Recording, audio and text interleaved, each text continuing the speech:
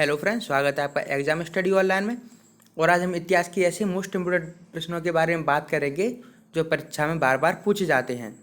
तो शुरू करते हैं आज का पहला प्रश्न। तो किस शासन ने गंगा एवं सोन नदियों पर, ये सोन नदी है, सोन नदी संगम पर पाटलिपुत्र नगर की स्थापना की? तो यह की थी उदयन ने पाटलिपुत्र शहर को बसाया था गंगा और सोन नदी के संगम पर। और सोन नदी पर ही रेंद परियोजना और बाणसागर परियोजना स्थित है। अब बात करते हैं अगले प्रश्न की। तो 330 ईस्वी पूर्व में सिकंदर महान की मृत्यु हुई थी, मतलब किस स्थान पर सिकंदर की मृत्यु हो गई थी? तो ये हुई थी बेबीलोन में सिकंदर की मृत्यु। और इसने राजा पोरस को झेलम नदी के तट पर हरा दिया था।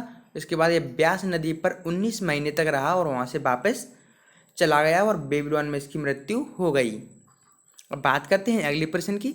तो किस प्रकार का मृद भांड भारत के द्वितीय नगरीकरण शहरीकरण के प्रारंभ का प्रतीक माना गया है? तो द्वितीय नगरीकरण के प्रारंभ का प्रतीक माना गया है उत्तरी काले पॉलिशकृत। इसका तीसरा उत्तर सही हो जाएगा। अब बात करते हैं अगले प्रश्न की। तो पाली ग्रंथों में गांव के मुखिया को क्या कहा जाता है? तो पाली ग्रंथों में गांव के मुखिया को भोजक या ग्राम भोजक कहा गया है। उज्जैन का प्राचीन नाम था, तो उज्जैन का प्राचीन नाम था अवंतिका। और तक्षशिला जो कि एक विश्वविद्यालय था, महाविद्यालय था, अभी पाकिस्तान में है।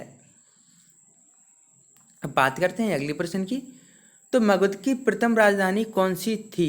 तो मगध की प्रथम राजधानी थी राजगृह, जो कि 5 पहाड़ियों से घिरी हुई थी, जिससे दुश्मनों से राजगृह की रक्षा होती थी। और पाटलिपुत्र को भी ऐसी स्थान पर बसाया गया था। बात की अभी हमने सोन और गंगा नदी के तट पर, जिससे एक जल दुर्ग बनता है और दुश्मन इस पर आक्रमण नहीं कर पाते हैं।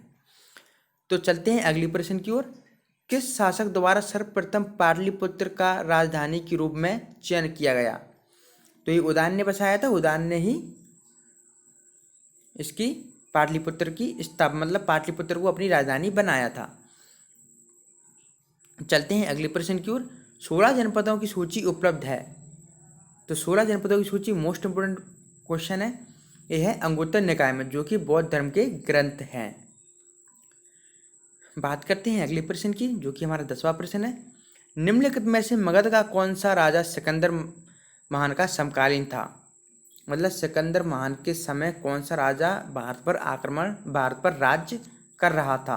तो वह था घनानंद। यह घनानंद, ठीक है। और घनानंद नंद वंश का अंतिम राजा था। और इसकी मृत्यु के बाद इसकी मृत्यु चंद्रगुप्त मौर्य ने कर दी थी और मौर्य वंश की स्थापना हुई। और महापद नंद था, यह महापद नंद है। तो ये मतलब नंद वंश का प्रथम राजा था। चलते हैं अगले प्रश्न की ओर। तो प्रथम मगध साम्राज्य का उत्कर्ष किस सदी में हुआ था? तो यह हुआ था 6ठी सदी में। और मगध सबसे समृद्ध और शक्तिशाली साम्राज्य था उन 16 जनपदों में से। तो अभिलेख साक्ष्य से प्रकट होता है कि नंद राजा के आदेश से एक नहर खोदी गई थी। तो अभिलेखों से प्राप्त होता है कि नंद के राजा के द्वारा एक नहर खोदी गई थी, जो कि कलिंग में खोदी गई थी। और बात करें कलिंग की, तो सम्राट अशोक ने, कलिंग तो मतलब सम्राट अशोक तो बहुत समय बाद आए हैं। इससे पहले चंद्रगुप्त मौर्य, बिंदुसार और उसके बाद अशोक। तो अशोक ने कलिंग पर आक्रमण किया था, जो कि 261 ईसा पूर्व में किया था। और उसने कलिंग को जीत लिया था। और कलिंग की राजधानी थी तोशिला, ठीक है। अब बात करते हैं अगले प्रश्न की। तो पहला ईरानी शासक जिसने भारत के कुछ भाग को अपने अधीन किया था, पहला ऐसा ईरानी शासक था जिसका नाम था डेरियस। डेरियस पहला शासक था जिसने भारत के कुछ भाग को अपने राज्य में मिला लिया था। तो अगला प्रश्न है, मगध के किस प्रारंभिक राजा ने राजरोहण के लिए अपनी पिता की हत्या एवं उसी कारणवश अपने पुत्र द्वारा मारा गया? तो इसका आंसर है अजातशत्रु। देखो, अजातशत्रु ने बिंबिसार की हत्या कर दी थी। यह है अजातशत्रु, ए और जिप्पी, इसने इसकी हत्या कर दी। अब इसका पुत्र हुआ उदयन। उदयन ने अजातशत्रु की हत्या कर दी। तो ऐसा मगध में पहली बार हुआ था कि किसी राजा के पुत्र ने उसकी हत्या कर दी हो राज्य के लालच में आकर। तो बात करते हैं अगले प्रश्न की। विश्व का पहला गणतंत्र वैशाली में किसके द्वारा स्थापित किया था? तो ये किया था लक्ष्मी राजाओं के द्वारा।